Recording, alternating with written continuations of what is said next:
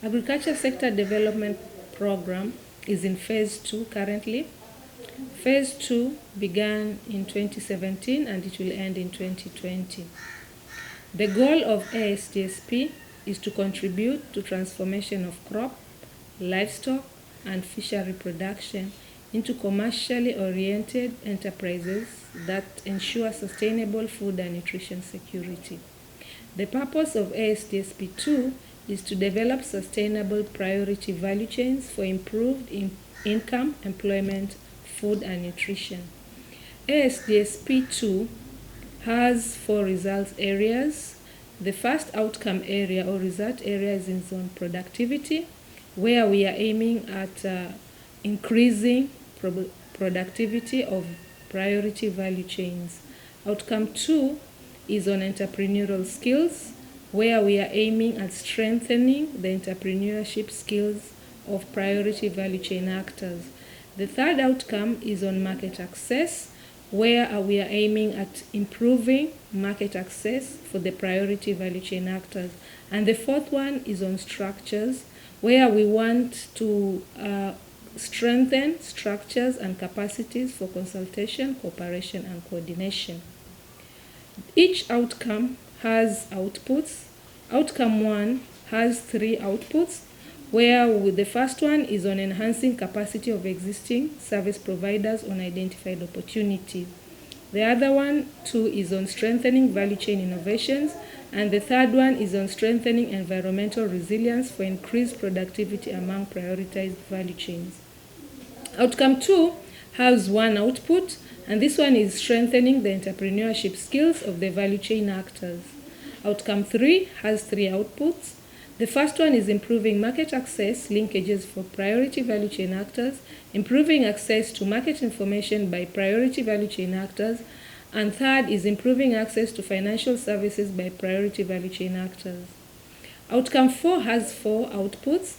The first one is supporting initiatives for establishment of structures for consultation, cooperation, and coordination. Output 2 is enhancing capacities of established structures for consultation, cooperation, and coordination. Output 3 is enhancing participation of stakeholders in consultation, cooperation, and coordination structures. And lastly is preparation, launching, and rolling out of sector policies, strategies, and regulations and plans. We are supporting 3 value chains in Kilifi County.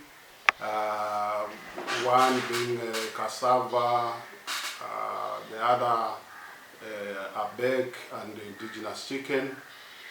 I'm mentoring the indigenous chicken, and we have a concept at hand entitled Enhancing Capacity of 2,157 indigenous chicken actors for improved incomes and food security.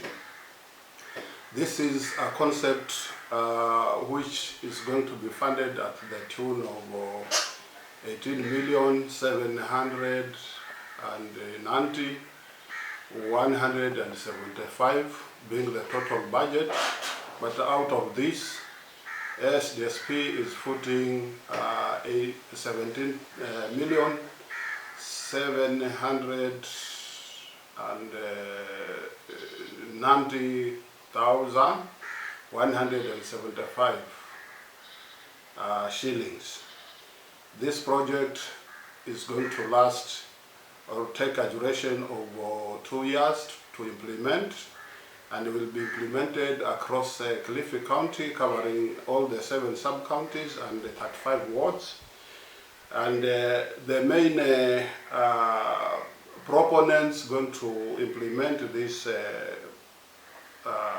concept or program is CARDEP, which in full means Community Agriculture Resources Development Program. They are doing it in partnership with Pan University and Anglican Development Services, and also the Kilifi local chicken cooperative. This concept was developed, or the genesis of this concept is a rigorous process which was dubbed the CIVCAP. At this forum, several partners in Kilifi County, the stakeholders, came together to analyze the value chain of indigenous chicken, to come up with the gaps that dogged the value chain, so as to address the challenges that would eventually help this value chain commercialize. In the process, they analyzed the value chain at all the five value chain nodes: the input, the input supply, the production level, the trade, and the processing level. And they came up with various gaps that were eventually transformed or converted into opportunities. Then these opportunities became, addressing these opportunities became the objectives of the proposal or the program. The CIVCAP process had a vision, and the vision was to transform the indigenous chicken enterprise into a commercial industry, able to increase incomes in a sustainable and in a socially inclusive and sustainable environment. Thereafter, then, addressing those gaps were those objectives that were generated at the CIVCAP based on the gaps that were identified. So the gaps identified at the value at the input level included the need to enhance capacity of the input suppliers to increase day-old chick production from 233,000 day-old chicks to 455,000. At the producer level, at this node, the major aim was to enhance the capacity of 2,157 producers' capacity to take advantage or to meet the demand of 745,600 birds annually. At the trade node, there was a need to enhance the capacity of the traders at one of them, to enhance capacity of their production up to 378,000 birds annually.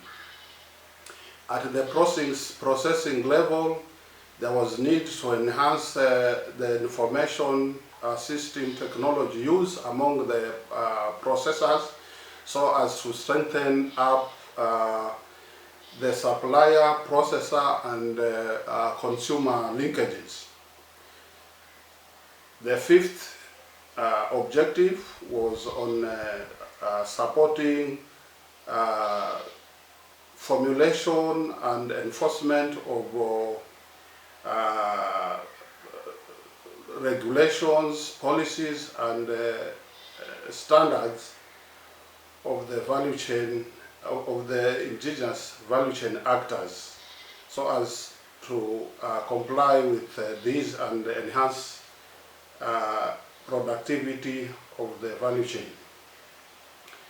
Then this having been put in place, there was need to now come up with the last objective, which is develop mechanisms to do monitoring and evaluation and document the best practices of the value chain. And for today, I want to briefly talk about the ABEC value chain. ABEC is African Bird's Eye Chili. This is one of the value chains that we are promoting. the others being cassava and indigenous chicken. Now, under ABE value chain, we have developed an extended concept together with the partners, and this extended concept is basically on capacity building of our value chains. Actually, the title of the concept is Enhancing Capacities of 7,000 ABE Chile Priority Value Chain Actors for Improved Incomes and Food Security. Actually, the incomes and food security are anchored in the ASDSP goal. So this concept is in line with the ASDSP goal and purpose. Now, this concept was developed, as I said, with partners, and the overall objective was to increase marketed volumes of ABE chili from the current 434,000 kgs to 1.3 million kgs through capacity development of the value chain actors so that they can improve their incomes and food security by 2022. Actually, the overall objective, basically, we wanted to triple the production of ABE chili. The whole concept is now divided into several objectives for ease of implementation. The first objective, we want to support operationalization of KS 1758 standards. You realize this is an ISO standard, and the ABE, maybe I forgot to say, we export almost all of it. The export market demands certification, and in line with achieving the ISO 22000, the Kenyan government developed the KS 1758, which assists the value chain actors, especially the producers, for them to be in line with the ISO 22000. So this is one of the objectives. We want to support systems adjustments for the exporter and the producers as the farmers, so that they comply.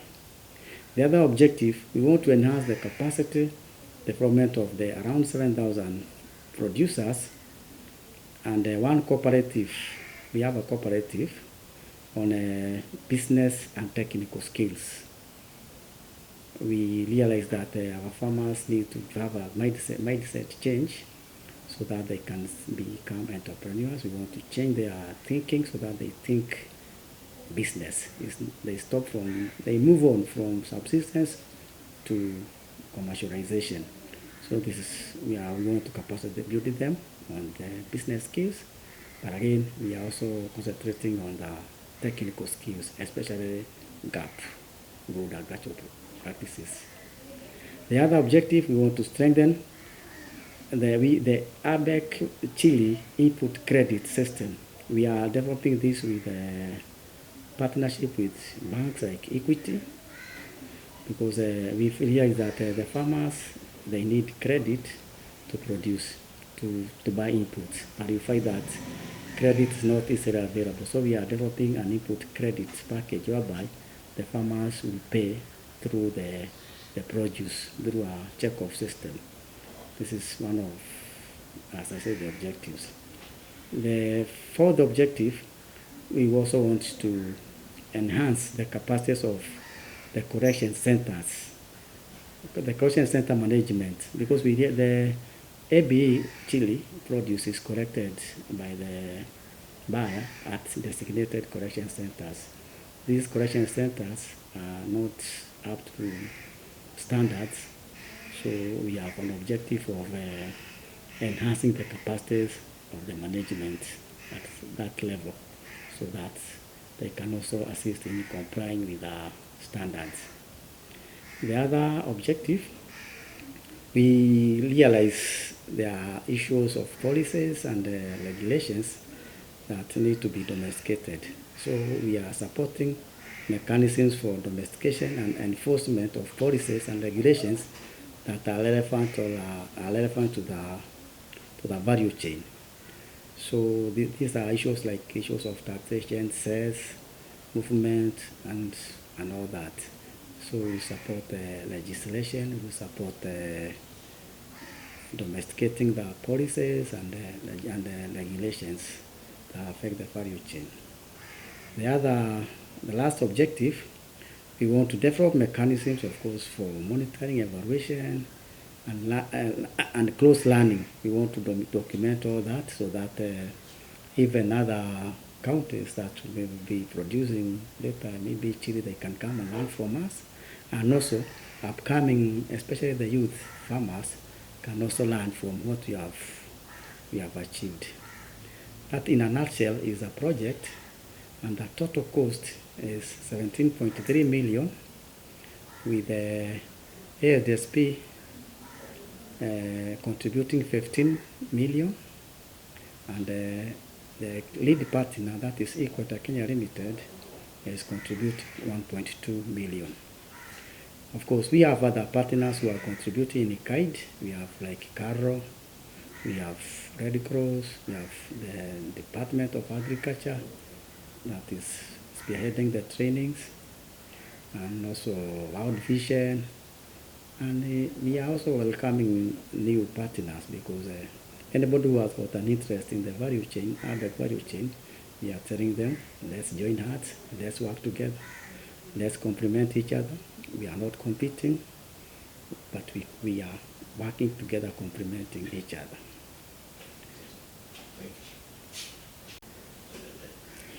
Okay, in cassava value chain, we are supporting value chain actors through extended concepts on enhancing capacity of the value chain players to increase production and productivity in Kilifi County.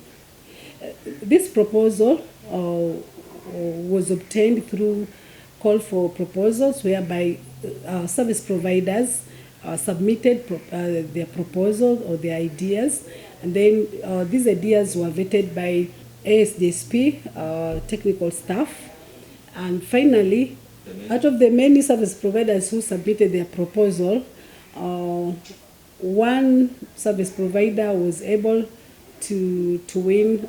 Once the proposal were submitted by the respective service providers, the vetting team at ASDSP office went through the concepts, and they were able to consolidate all the ideas together to come up with one overarching concept on capacity building for the value chain actors.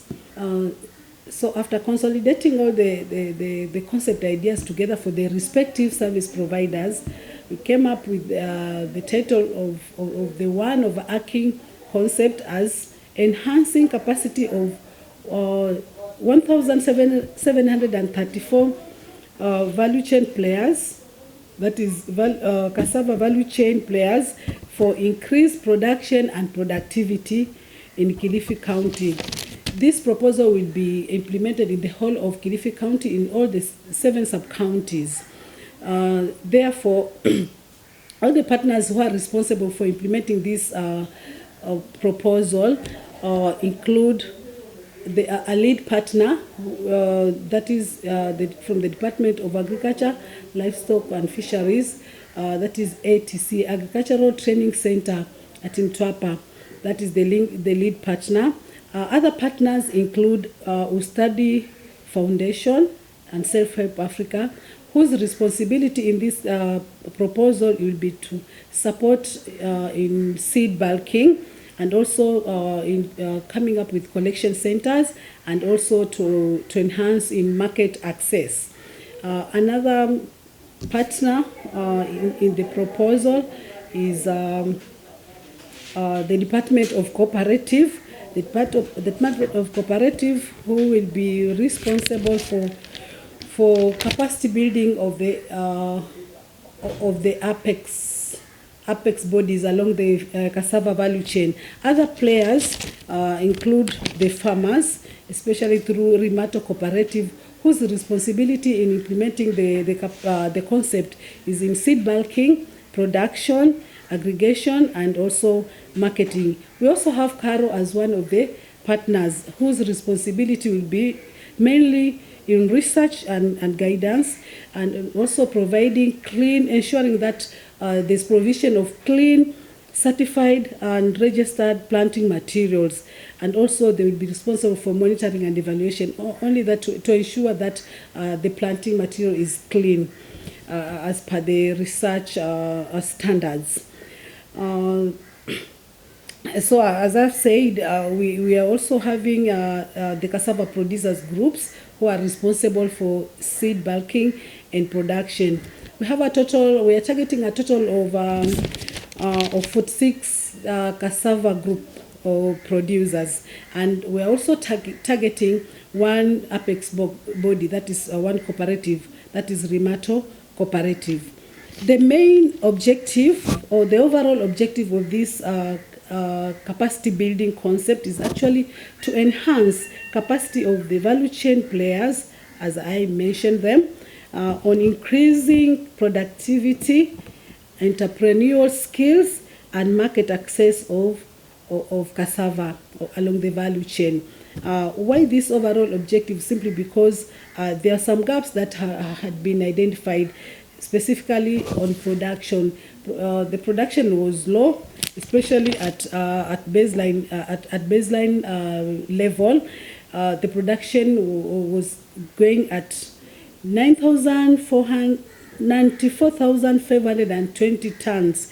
In this proposal, we are targeting to raise this production to the tune of 900,500 tons. So from these two figures, we are seeing a deficit of 805,980 tons. So through the specific objectives in this particular proposal, we should be able to attain that target. So one of the specific objectives that would enhance us to attain that target is to increase access to quality planting materials at input supply level, and then also to capacity build on good agricultural practices for increased productivity at production level. We are also targeting a specific objective to promote cluster production to aid adequate volumes of produce at processing level, and finally also to upscale market linkages along and across the value chain. So because there were gaps that were identified at baseline level, and also through capacity need assessment which was carried out, it was found that most of the actors, they have some gaps in the sense that production was low.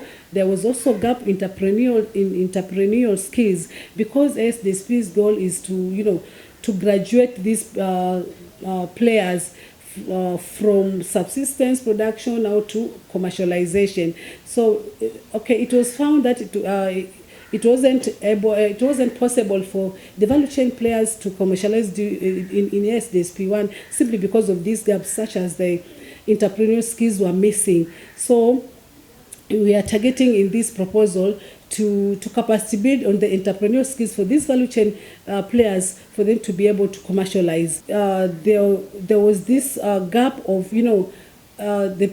specifically the producers. They are individuals. They are working as individuals, but we will also be promoting aggregation, bringing them together so that they can aggregate their produce to ensure that there is steady supply of produce, especially for processing purposes.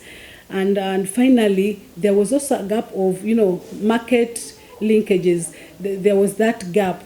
Producers couldn't know where to take their produce. So because of that gap, we are targeting to upscale that the market linkages alongside the value chain actors, so as to aid them to commercialization. All this will be possible through collaboration with all the stakeholders that have been brought together into this capacity building concept, so that by the end of the day we meet our target. So how are these value chain players, or how is this concept going to be implemented, or how or to be implemented? Okay, we have a budget. The concept has a budget of up to the tune of 60,437,650. This total amount is actually being contributed by several stakeholders. Stakeholder number one being ASDSP, who is going to contribute to the tune of 14,781,550,000. ATC is one of the players and the lead agent, who is going to contribute towards this budget to the tune of 483,100,000. And then we are having also the Department of Cooperative, who are going to contribute to the tune of 211,000. And finally, farmers, who are the producers, are going to contribute towards this budget to the tune of 894,000. Our lead partners, our farmers, our stakeholders, good morning. I'm the County Program Coordinator, ASDSP, Kilifi County, and I would like to welcome you to our function today. I'm very grateful to have you here. Wakulima mupo, Dr. SANZUA.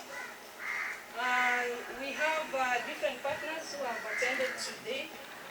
We have representatives of Kenya Red Cross Society, Green Water Study, Self-Help Africa, Plant Village all the way from Busia, Equator Kenya Limited, FAO, Imarika Sacco Limited, HCDC, CARO, KCB, Cooperative Bank, Equity Bank. We have Farmers Cooperative, Rimato Cooperative, Indigenous Chicken Cooperative, and ABEC Cooperative, and World Vision. I hope I've managed to mention all. We thought it's good that we meet here today. We might be few, but because of Corona, we could not have a bigger number. So the main aim of this sitting today is to launch our 3 projects. We have 3 projects in ASDSP, so we intend to launch the 3 projects. Before I talk about a brief on ASDSP, I would like to call the ASDSP staff to come here so that you know.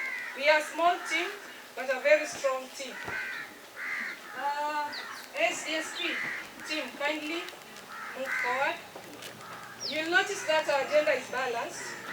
We are 4 male, 4 female. Morning everyone.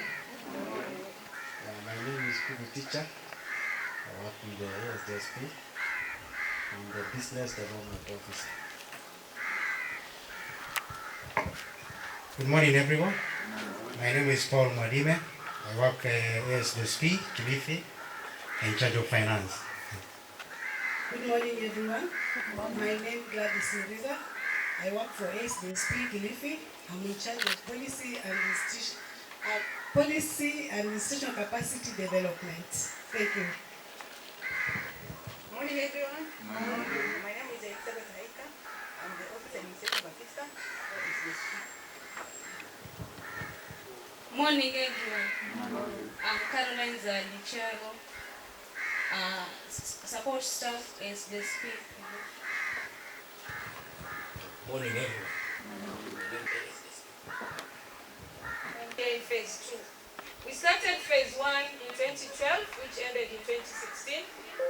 We are now in phase 2, which began in 2017, and it will end, God willing, in 2022. The phase 2, our goal is to transform agriculture, and here agriculture is crop, livestock and fisheries, to commercial-oriented enterprises. And the reason why is to enhance food and nutrition security.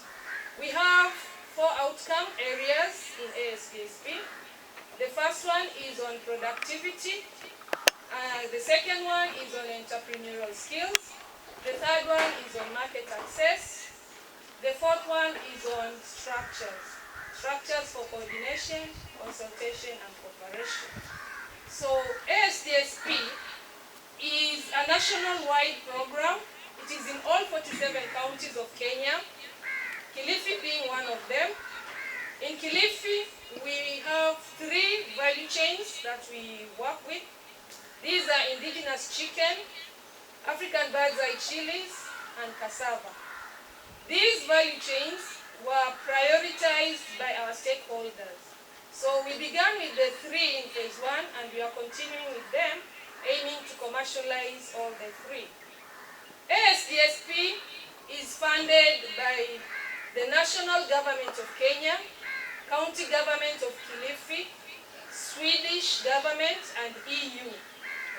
The county government of Kenya, the county government of Kilifi, has to give every year 5.5 to trigger funds from the national government and the Swedish government and EU.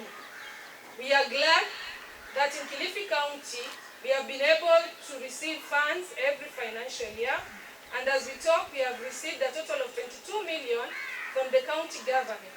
This will trigger additional funds to enable us have 102 million at the end of the program. Out of the funds that we have received, 20% we use for operations in our office, and 80% goes to funding of proposals, and these are grants.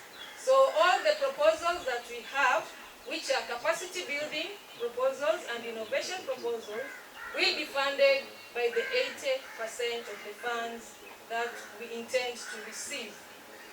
When you look at our invitation, we said that we are going to launch projects. The projects that we are launching today are projects that came from stakeholders. This is because we sat together with stakeholders, agreed on an action plan, which we call Strategic Integrated Value Chain Action Plan, SIVCAP. This plan is the one that we picked projects from it.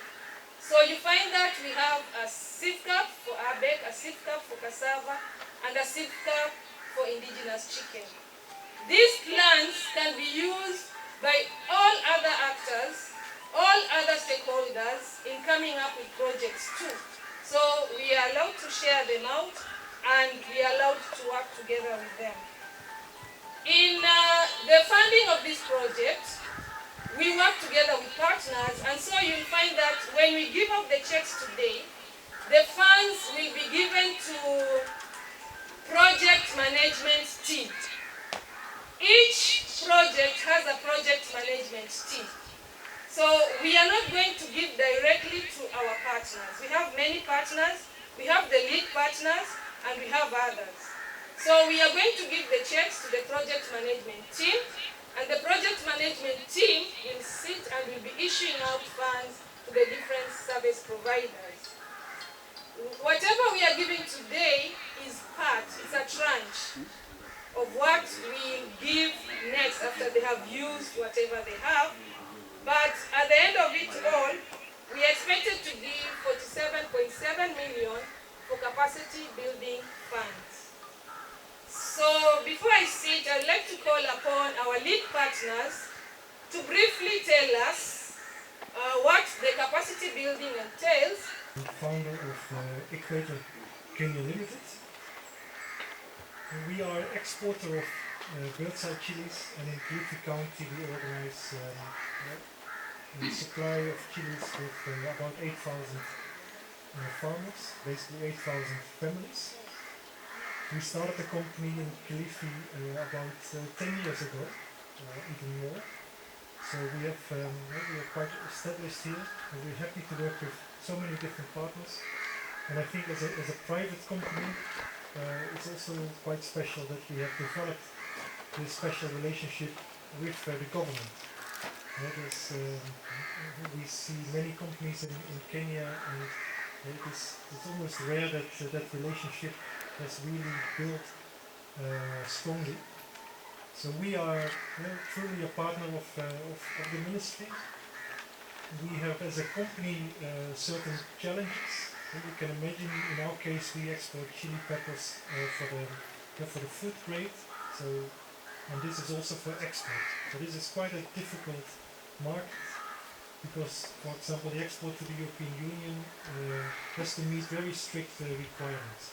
There can be residues of pesticides, for example, therefore the product has to be traceable. So to make sure that the product is food safe, we need a training program. So this is, for example, quite difficult to set it up, and that's why it's very important for us to work together with the Ministry of Agriculture, specifically the ASDSP. At the same time, for example, we need to build this long-term relationship with the farmers. We cannot, as a company, invest in farmer training, for example. Invest at the end quite big amounts that not be able to buy the product because there could be different buyers in the sector. So we sign contracts with the farmers and we really try to build that relationship, and therefore the contracting helps, but also the demonstrations that we organize with the farmers, for example. Through the ASDSP program we have about I believe 10 demo fields in Kilifi County, also outside Kilifi County. And so the coastal strip, we have really a long-term relationship with the farmers. We also link the farmers to financial institutions, because even if you have market certainty from the farmer's contract and you have, you know how to grow a certain crop, you still need to be able to finance it. So those are basically the three pillars. And with the ASDSP program, we are able to work on all of them. So in that sense, the ASDSP program is very important for our company, and we will continue working closely with ASDSP. As I mentioned, we have demo fields at the moment. We are innovating a couple of aspects, like we introduced certain solar irrigation systems, drip irrigations, certain inputs, for example, that that keep the moist in the soil, polymers. And we do work also with we have training programs, we have trained staff. Together with the Ministry of Agriculture, we organized a couple of training sessions to train the trainers, and for each topic we will also train farmers. At the moment in our program there's 120 groups, so literally thousands of farmers in Kilifi County that will each go through the same training sessions. And we're also working very hard to develop input finance packages, together in this case with ASDSP and Equity Bank. We've also done some work with KCB. So input to finance, access to finance, or input finance is an essential component.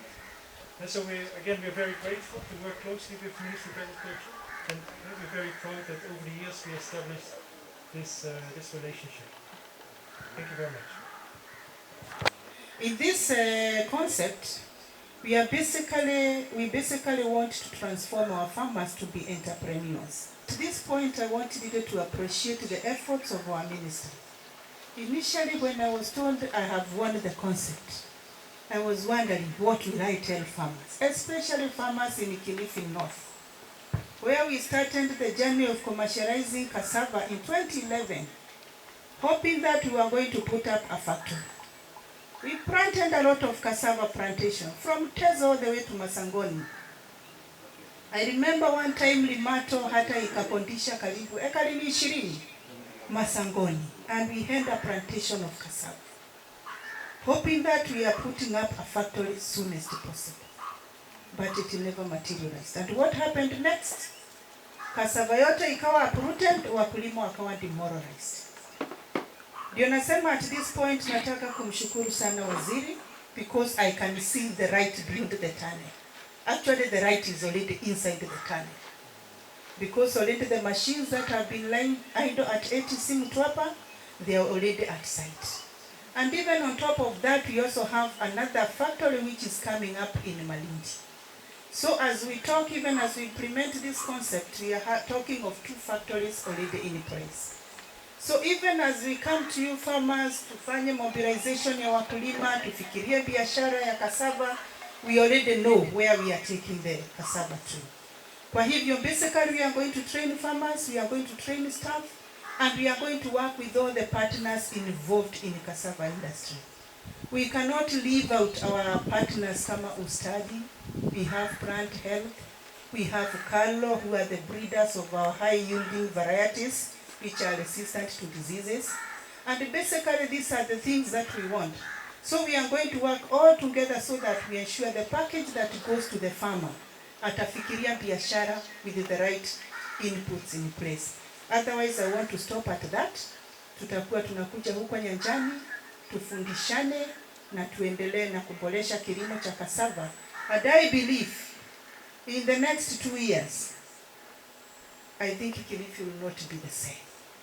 Because looking at all the agroecological zones, cassava can do very well, including ile inaitwa Kalembo.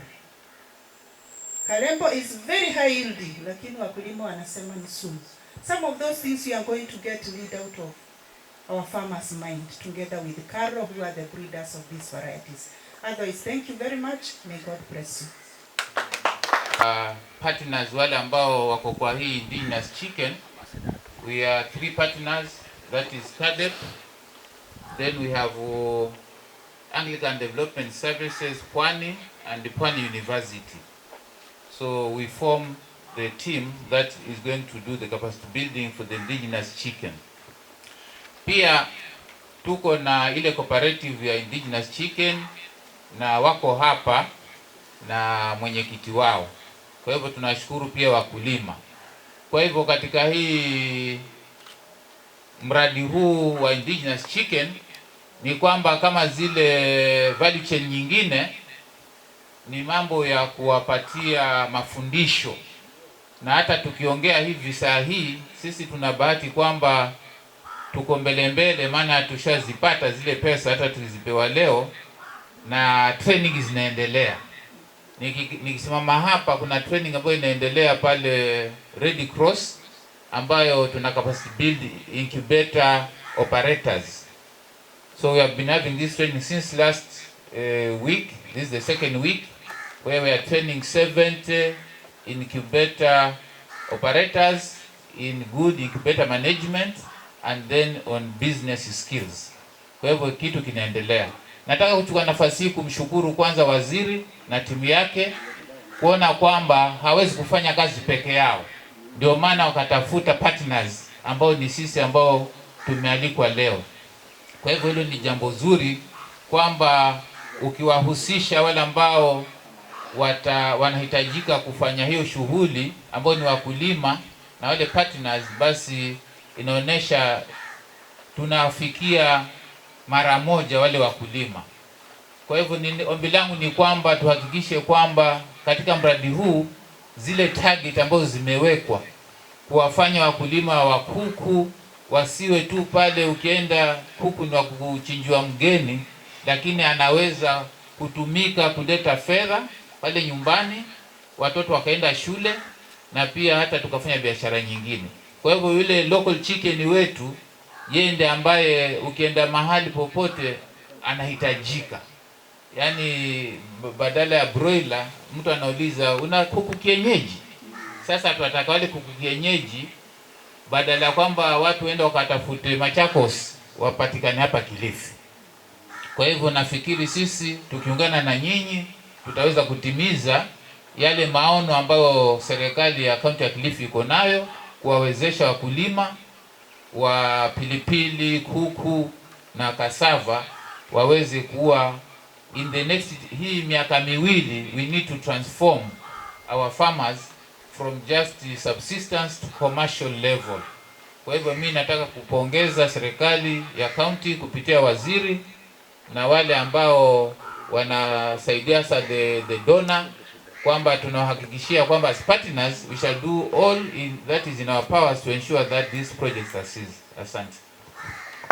Actually, nafikiri hakuna Mwafrika ambaye amezaliwa mahali ambapo hakuna kuku. Everybody was born in indigenous chicken was just part of the family member. Ulizaliwa kaikuta iko hapo tu. So it was there a long time before even you were born. Na mpaka leo bado iko. Kwa maana tunaita indigenous chicken. And like kuna some areas ambapo tumetupa kabisa, tukachukua zile tunasema hizi za kizungu ama hizi za exotic ni nini. Baadaye with this climate change tunakuta zile tulikuwa tumechukua kutoka nje azifanye vizuri kuliko zile ambazo zimekuzwa hapa, zimezoea mazingira ya. So kuhifadhi ile tuko nayo kwa mkono pia ni vizuri sana. That is why now I'm very proud kumulikia indigenous chicken and not exotic chicken. Napenda kushukuru coordinator na timu yako ASDSP kwa kazi nzuri ambayo mnafanya. ASDSP ni mradi mdogo lakini ulichukua muundo mzuri sana. Muundo muhimu ambao unasemekana na mapasta haswa, anasema fundisha mtu kuvua, usimpe samaki. So ni mradi ambao the designers of this program, I'm taking you through the history of ASDSP. The designers of this program were actually responding to a national vision.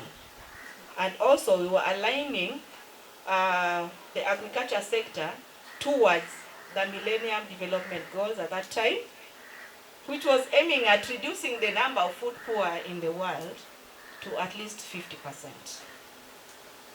And as usual in government planning, in the midterm plan of 2005, 2010, they had a strategy called the Agriculture Sector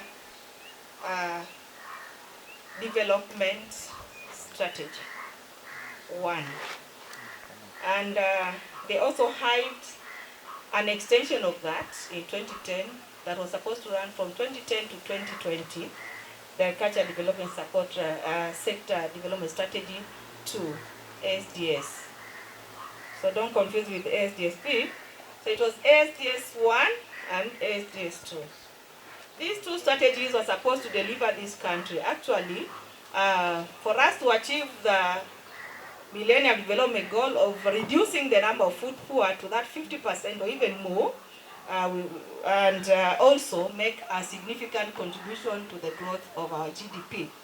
At that time, the sector was envisaging that we could increase, or we could increase the GDP up to 7%. When agriculture stakeholders meet, we always pride ourselves that agriculture is the backbone of this country. And we go ahead to even say this subsector contributes this percentage and this and that and that. And that is not in a vacuum. They are anchored on strategies and solid ones that make this happen. And since independence, the position or the contribution of agriculture in the growth of this country cannot be gainsaid. We have continued to even feel the heat or the challenge of us having to do better and better. So the other aspect of SDS 1 and 2 was to commercialize agriculture. For a long time, we've been growing food for ourselves and none for our neighbors who do not go to the farms. Kwa hivyo ikawa kuna umuhimu ya kwamba sasa we begin to shift, a paradigm shift that tuanze kulima chakula chako cha kukutosha mwanzo, na alafu kibaki upeleke sokoni, kina LUCIANA ambao wanashinda maofisini hawataenda shambani wakanunue. That is part of food security. The food security policy has three aspects. There is the production, there is the access, and the access comes also through distribution. So I can access this food if I have money, sindio? And I'll be as food secure as you are, wewe ambaye uli produce. So tuka tunaona ya kwamba kwa sehemu kubwa sana kama nchi tunategemea chakula cha nje. Tunategemea chakula cha nje na kuna madhara yake. Nchi ikiwa katika hali ya kutegemea even for their basic need which is food, unategemea jirani, ujue usalama wako uko compromised. Jirani akiamua leo hii nitakitia sumu chakula hiki ndo nimpe, utaishi tena wewe? You will be wiped off the face of the earth. So tukaona sisi kama stakeholders in the sector, what do we do to move this farmer from the subsistence level to that vision of having commercially oriented agriculture? And we say the greatest pillar is to build the capacity of the farmer. Na huu mradi kwa hivyo ukaundwa agriculture sector development support program phase 1, ili kwamba ikaweze kubuild capacity. Kufikia sasa tuko katika phase 2 of the same, and it is because tuliona mazao ama matunda ya ile phase 1 yalikuwa mazuri, tukasema basi serikali kuna umuhimu ya kwamba tuwekeze zaidi katika kubuild capacity of the agriculture sector and all the value chain players. Sijasikia mimi, naanza kusikia sasa ya kwamba serikali inafadhili non-governmental bodies kama Equator. Equator, you're purely private, but I've noted that you are going to receive 15 million out of this program so that you can embark on a program that is going to empower the ABEC farmers. Unheard of. Tumezoea nyinyi private sector muje msaidie serikali, lakini leo hii tumeona ya kwamba kuna umuhimu ya kwamba nitutiane nguvu sisi wote so that we can stand strong and so that we can succeed in our purpose. So in this phase 2 of this program, tukaendelea na ile miundo misingi tuliotoka nayo kwa phase 1 ya kwamba tutabuild capacity. But at some point we said no, wameshika sasa hawa, and we are not seeing them grow. Unapozaa mtoto unataka kumuona baada ya miezi mitatu anajaribu kuketiketi, kisha baada ya muda anatambaa, halafu asimame umtume maji. So katika kutathmini the progress of this program ama achievements, tukaona tumeachieve, the capacity is there, they have been trained, wakulima wametrainiwa, value chain actors wametrainiwa, wanajua what is needed for them to grow, but they are not growing. What is the problem? So tukaona ya kwamba kumbe mbali na soft skills kuna umuhimu pia wa kuweza kusaidia ili kwamba tupate ile hardware aspect of it, nao waanze kukua. Ndio hii sasa wakaja na kitu inaitwa extended concepts. It is extended because it was not in the original plan. So it is extended so that it can even have an all-round result. That it is capacity building, yes, but we've also shown you the way. And I'm glad to note the presence of some banks here.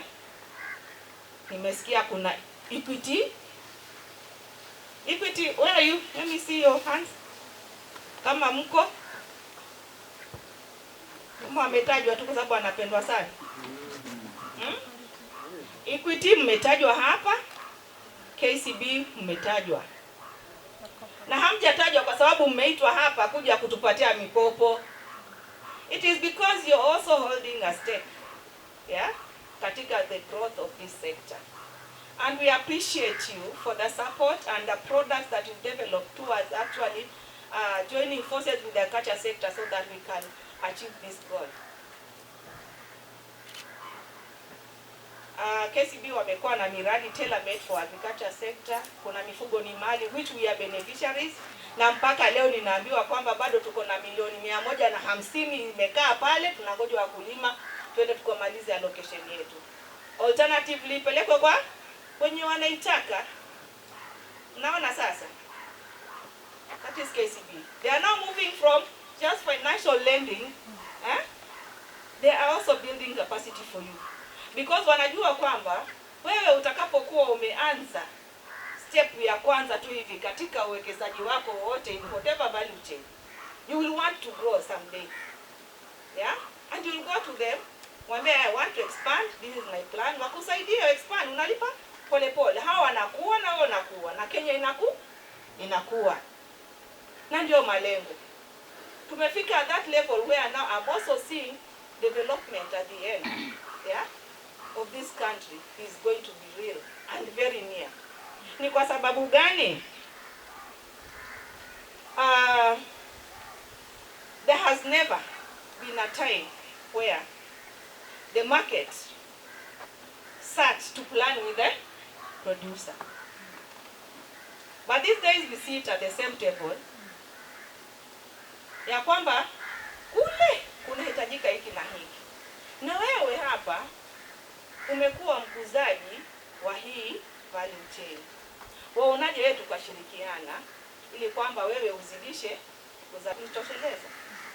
So huyu mkuzaji anasema my challenges are this and that, and we have seen cases where even these marketing sources are willing to support the producer, which is the primary producer, so that they can achieve the volumes that are required. That is the beginning of sustainable growth and sustainable development of this sector. And we appreciate for that realization at the point at which now we have reached as a county. I'm speaking because of we are talking as Kilifi County. Serikali kuu itajiongelelea, lakini mimi ninashukuru kwa upande wetu ya kwamba we have partners that have come and said the world needs this, and it can only be done in Kilifi. So we want to support you so that you can grow and the world begins to enjoy the fruits. So this kind of injection towards the sector cannot have come at a better time. It has come at a time where huu mradi una lay foundation for transformation of agriculture, and the coordinator has said that. Currently, if you've been following the news, umeangalia ASDSP II pia ilikuja ikaisha, na sasa ikabidi tufanye nini? We redo another strategy that will catapult this sector to meet the requirements or the goals of Vision 2030. So, sahi tuna mwongozo katika kilimo, sekta ya kilimo inaitwa ASDGS, Agriculture Sector Transformation and Growth Strategy. So, we need to transform in the sector, and that's why the project has also shown you the way to go. After building that soft skills, we need to inject the hardware part of it so that we can achieve a wholesome growth. We need to transform farmers. Wakulima mpo? Tunahitaji mbadilike. Mwaka huu tumetangaziwa kwamba hautakuwa na mvua ya kutosha, And I think you now understand, baada ya kuenjoy mvua nyingi, who are the next na ufuata ni nini? La Nina. Sasa tuko katika mwaka wa La Nina. Inamaanisha Kilifi County sasa hatutatarajia mavuno yoyote. It should not be the case, because your food intake does not reduce. Ati kwa sababu hakuna mvua basi sasa utaanza kupunguza kula wewe. Mwanzo ukisikia hakuna sima, siku ndio utasikia njaa kweli, hata utalala. So the fate of this county and the country is in your hands, farmers.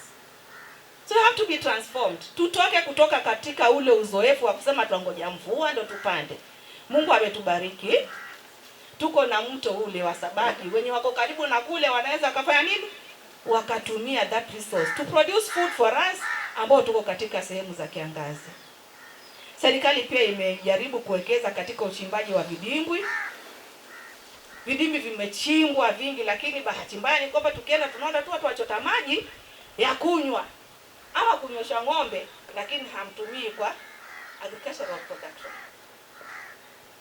So ninataka sasa tuchukue changamoto hiyo. We have to be transformed. Tuangalie mazingira yetu na mwelekeo wenye tunaenda. You transform yourself. You are the key person in the whole process.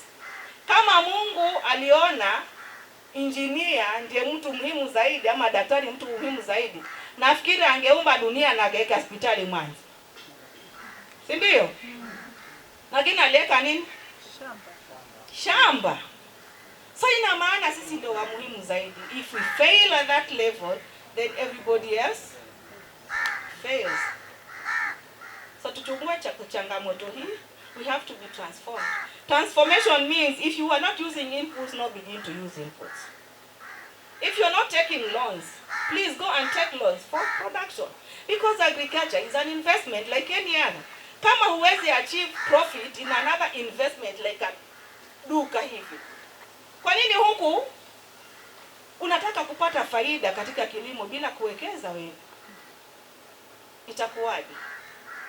Kwa hivyo litubadilike sisi wote. I know we are in different sectors. There are the basic producers, there is research. Research, you also need to transform your way of doing things. Look at what is required in the market. Look at the challenges we are facing, and then you reorient your research program towards that. I appreciate you, Madam Teresia, because we are here and we are all happy about Tajirika. It's doing really well. It's doing really well in terms of productivity. Na juzi tulipokuwa tunafanya majaribio ya kile kiwanda cha kusaga cassava, niona walisema mhogo si mbaya. I asked them purposely, does it have the right starch content? And they said yes, it's good enough. So why don't you go for it? Usikwamilie kibanda meno because unajua ati hiyo ndio iko na unga nini, hata Tajirika iko na juu ya unga ina zaidi. Our research station has done us good. Equator na pilipili. Mmesemekana mna export. You also said you exporters of abe. We don't have a challenge. We've been actually following up with the Fresh Produce Exporters Association of Kenya, because we wanted our Malindi International Airport actually to be more useful than it is now. And when it brings tourists or it brings passengers, it goes back with something from Kilifi.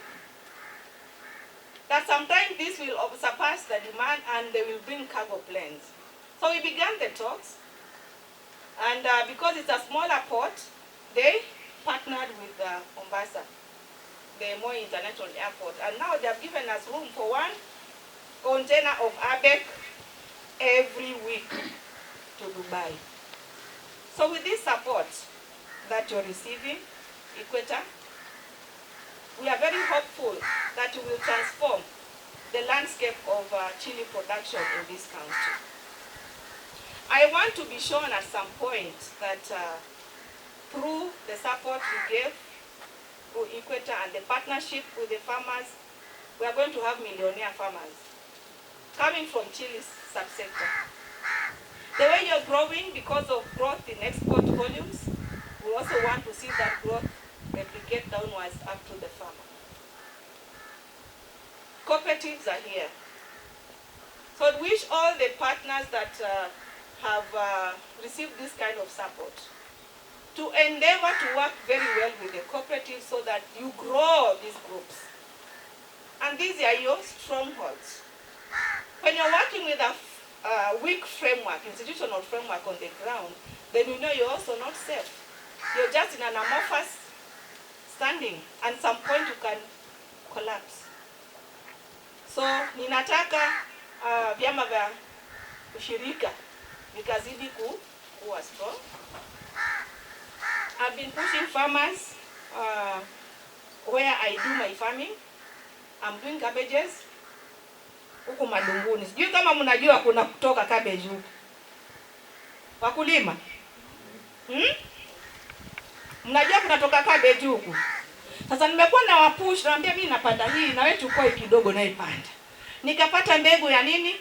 Giant Cavendish bananas. I'm trying to tell my farmers, also my neighbors, pandeni hizi ili soko kubwa likija, then all of us benefit.